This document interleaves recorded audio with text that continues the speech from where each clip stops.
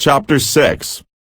In the 480th year after the Israelites came out of Egypt, in the 4th year of Solomon's reign over Israel, in the month of Ziv, the 2nd month, he began to build the temple of the Lord.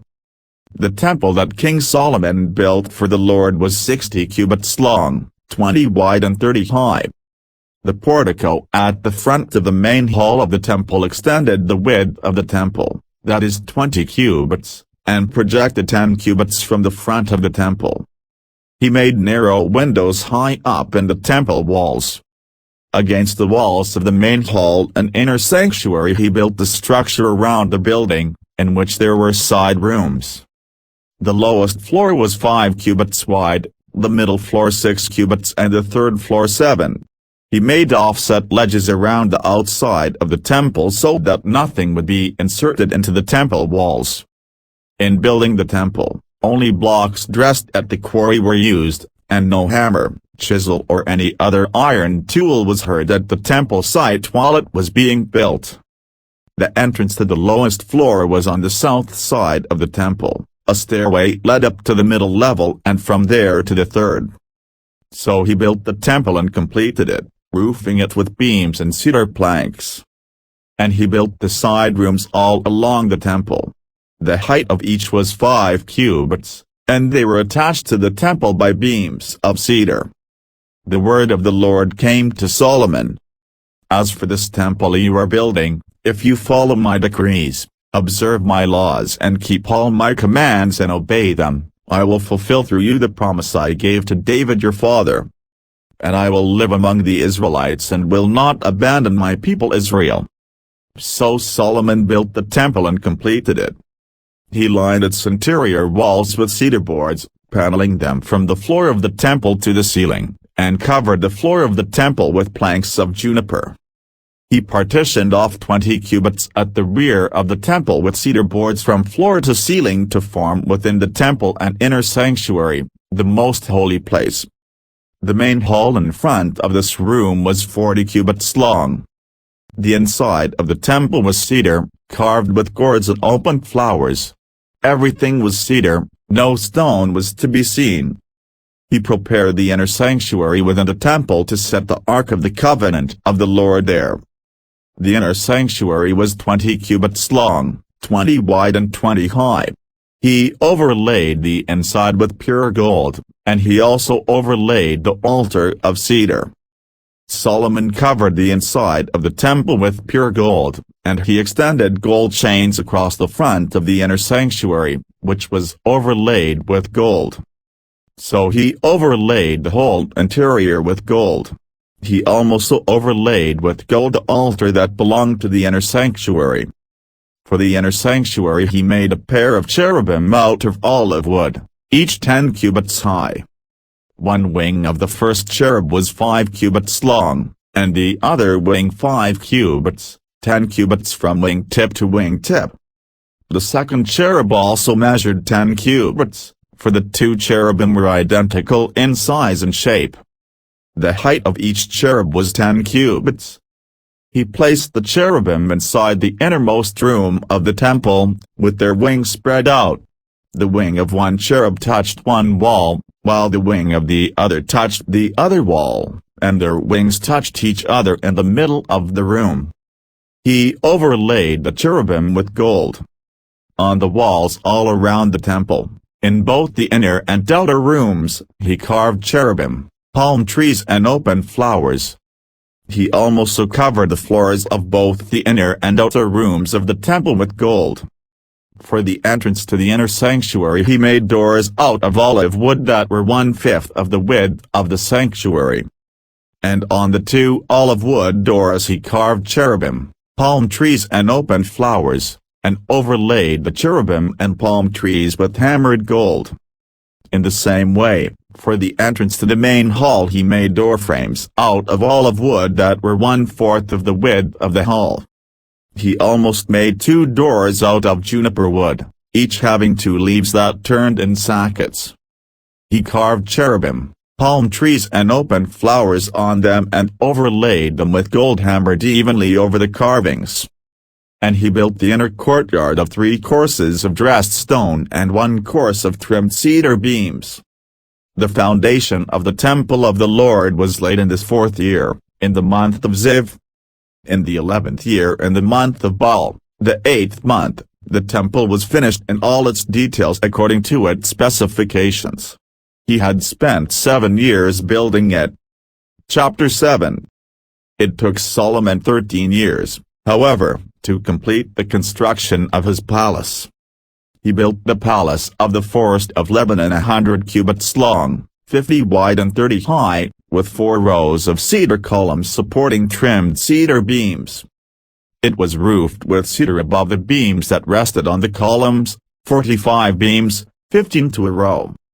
Its windows were placed high in sets of 3, facing each other. All the doorways had rectangular frames. They were in the front part in sets of 3, facing each other. He made a colonnade 50 cubits long and 30 wide.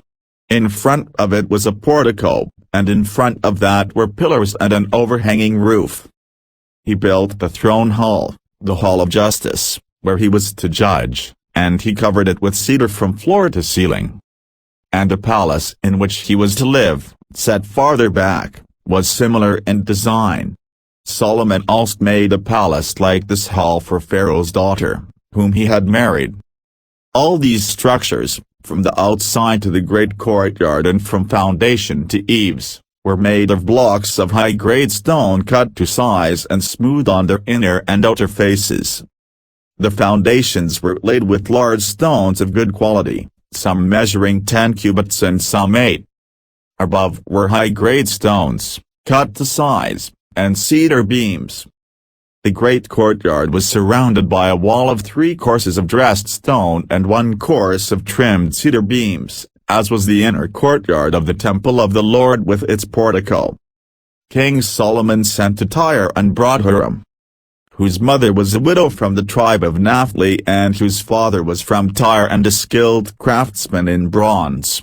Huram was filled with wisdom, with understanding and with knowledge to do all kinds of bronze work. He came to King Solomon and did all the work assigned to him. He cast 2 bronze pillars, each 18 cubits high and 12 cubits in circumference. He almost made 2 capitals of cast bronze to set on the tops of the pillars, each capital was 5 cubits high.